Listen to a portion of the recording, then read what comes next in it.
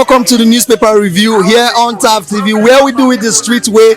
Yes, we are the streets of Port Harcourt at different newspaper stands to get the reactions and thoughts of people as regards these headlines making rounds on the papers. My name is Obed Jerry, your host for today, and yes, you can also be a part of this show by subscribing to our channel. Follow us across all our social media platforms. Turn on your notifications also so that you receive our notifications when we drop updates like this. Well, before we talk to people on the street, let's first look into the newspapers and let's see what the headlines look like. And first, we'll be looking at the Nigerian pilot. Today being 19th March, Tuesday 2024. We will see as headline says, soldiers bar journalists as Governor Oborevori visits Okwama community. Details is found on page 7. NLC backs NASU, SANU strike, demands immediate payment of salaries. Details of the story is found on page 6. Bandits abduct 87 in fresh Kaduna attack. Sub-story under that reads, daredevils, bandits have reportedly kidnapped 87 persons in fresh Kaduna attack.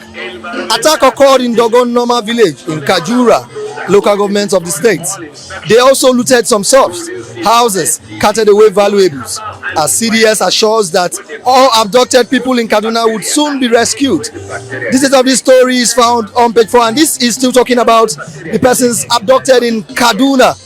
And after what has been happening in Kaduna State, we could hear that more is still happening. Let the security personnel and the federal government should look into this situation and help. No reprisal attack on Okwama community, Army assures.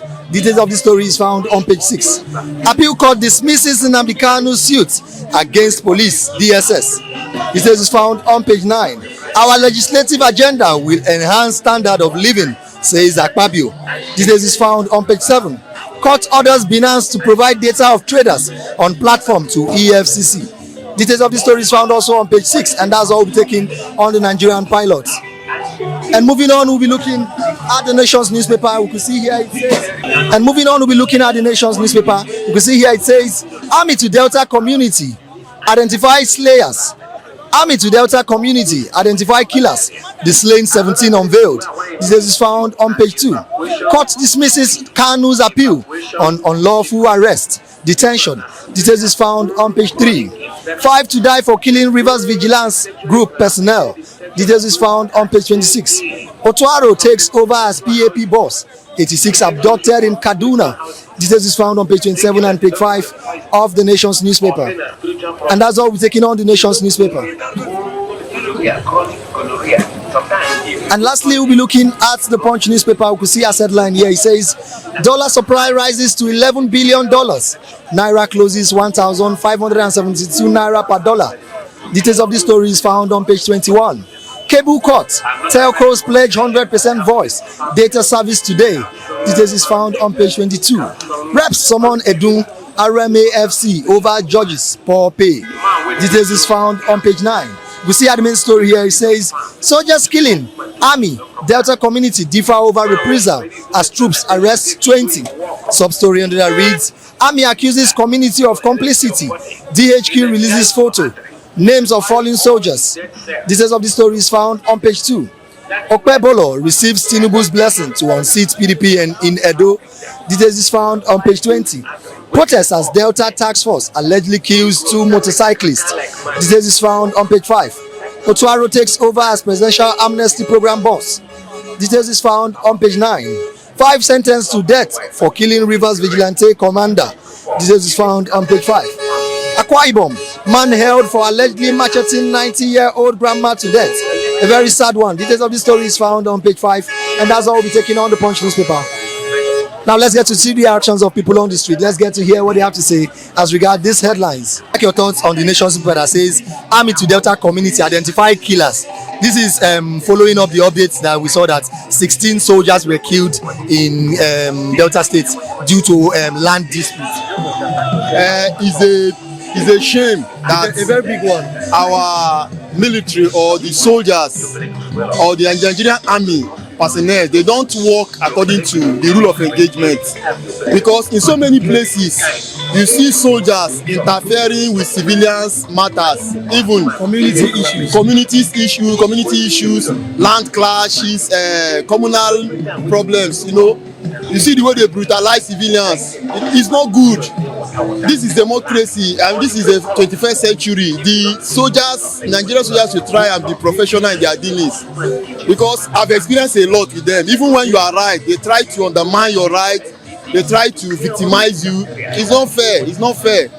They should try and be more professional. Let civil issues or problems be handled with a civil approach. It should not be something that will be coerced and try to infringe people's right to some extent, because now there are homes that will be affected.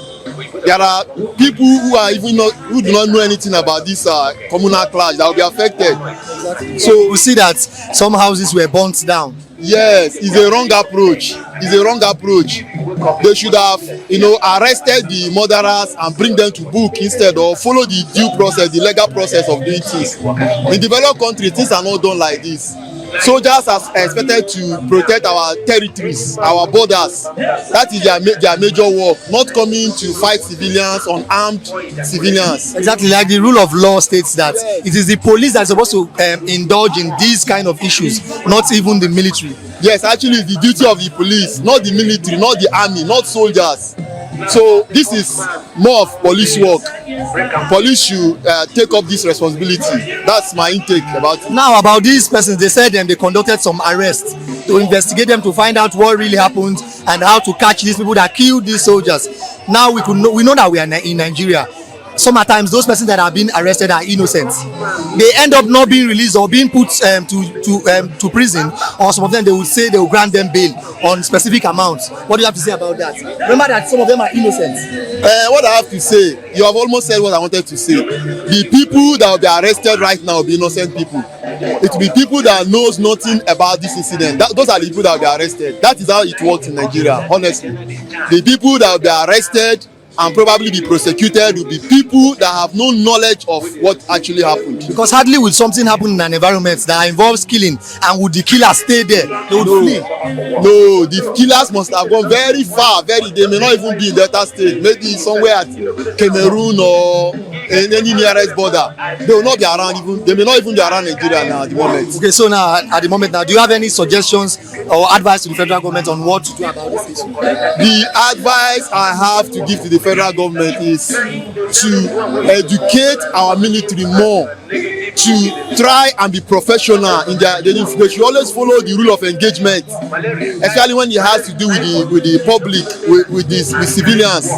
They should not undermine the rights of civilians, and this matter should be thoroughly investigated so that the actual criminals or murderers be arrested, not innocent people. But we know we are in Nigeria, like I said earlier. If they find out that these killers are linked to maybe a top politician or a top parastatals, there's a high chance that the case might not be investigated thoroughly. Yes, if it is political, forget about it. If it is politically motivated, forget about it. Nothing will happen. The culprit will go scot-free. Yes, as Nigeria is, that is how it works here in this part of the world. If by any means the killings are politically motivated, my brother, forget about it. The criminals will not be harmed. They will not be arrested. Even if they are arrested, the job is to camouflage, and at the end of the day, they will be released. That is how it is. All right, thank you very much. Thank you very much. Like your thoughts on the Nigerian pilot newspaper that says NLC backs SANU strike, demands immediate payment of salaries. Okay. We continue facing this NASU SANU strike every time. It has become a regular routine now that for your voice to be heard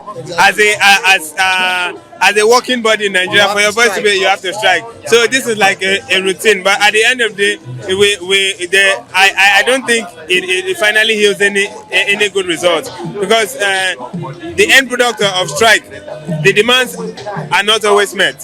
So what's the essence of strike? And I always ask, is it the proper time to strike? Seeing how the economy and the country. Obviously now this is not and for the non academic body to strike, it is currently affecting the students, affecting the whole body. You can imagine They are responsible for the lighting, the hostels, and the security. So them striking for, and even clearance for people that have just graduated. obviously now for those that Just putting the academic section in pause. I'm telling you. So what affects one affects other. But I will not blame them per se, because as of now, we know that our president made it very clear for those that went on this 8-month strike, they should be paid at least 4 months. But they paid ASU, they didn't pay them. So it's more like paying one side. Obviously, and overheard someone saying it because ASU have proven that they are a stronger body.